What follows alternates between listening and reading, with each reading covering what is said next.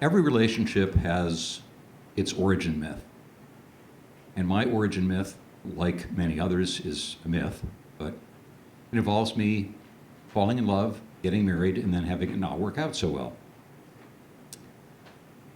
When I first came to central Pennsylvania, it was a bit of a social desert, so I spent a long time being alone. I was a young assistant professor at Penn State Capitol Campus, 27 years old, and was pretty coupled up.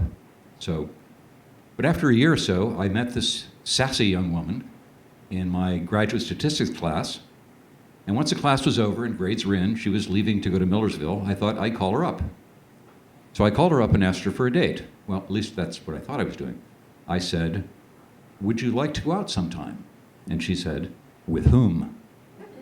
Now, she'd been an English teacher, so the whom sort of didn't really catch me off guard.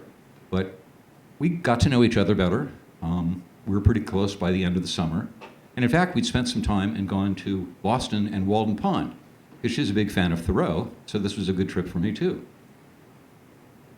We got together in September for dinner most nights, and one night was the night that I just heard from my little brother that my first nephew was born.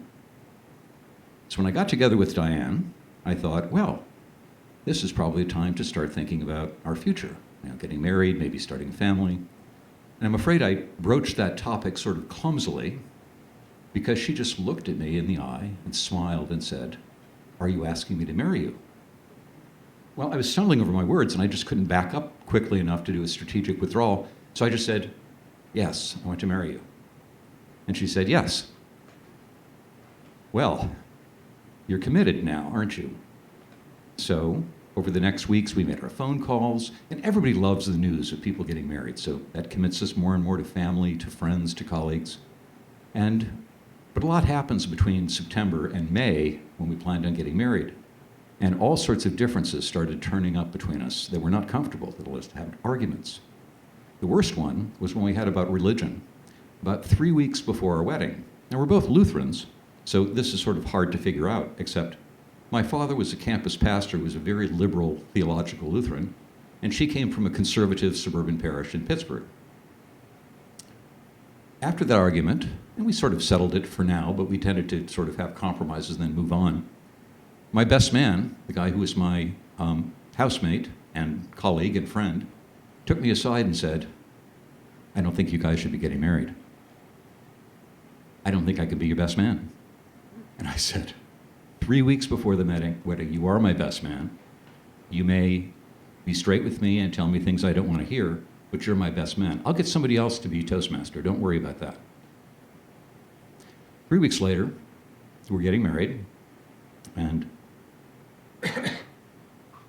I step outside for a cigarette before going into the church. And my best man comes out and says, "You can still flee. I will go get the car. You can drive off into the rain, and I'll go back into the church and deal with the consequences." I said, "Are you serious?" He said, "Yes." I said, "I just can't do that. I love her. We're committed. We have some differences. We'll work them out, for better or worse." Well, it turned out to be pretty much for worse. And after a long period of time, 2 children, we tried to make that work. Finally, we went through a period where both of our fathers died. There's a sense of how we're different from the wedding, from the funerals, rather. When her dad died, she and her sisters all wore dark sunglasses so nobody could see them cry.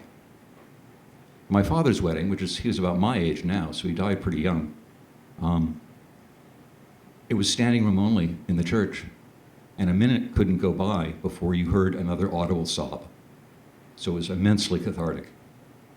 One of the things I inherited was an intellectual inheritance of working in the science and religion dialogue as a scholar, my passion for a long time. I spent a sabbatical writing up a long paper on this that my wife promised me that she'd read and never did. We were going south, we were in marital therapy, we were trying to make it work out, but it just wasn't.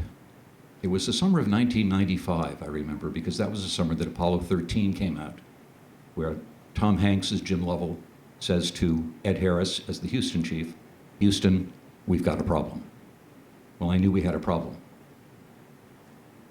And what happened was it took me 3 years more to get extracted from a marriage after 12 years and then 15 before we filed.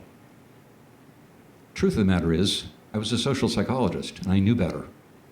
I knew that the average half-life of a romance was 2 years, and I knew that the first 6 months of a relationship, the phenylethylalanine in your frontal cortex tends to inhibit you being a critical thinker.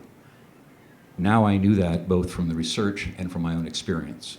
So, if you are with somebody, don't even think about getting married until you've been with them for at least 2 years.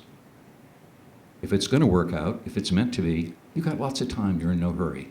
And if it's not, you might need that time to figure it out.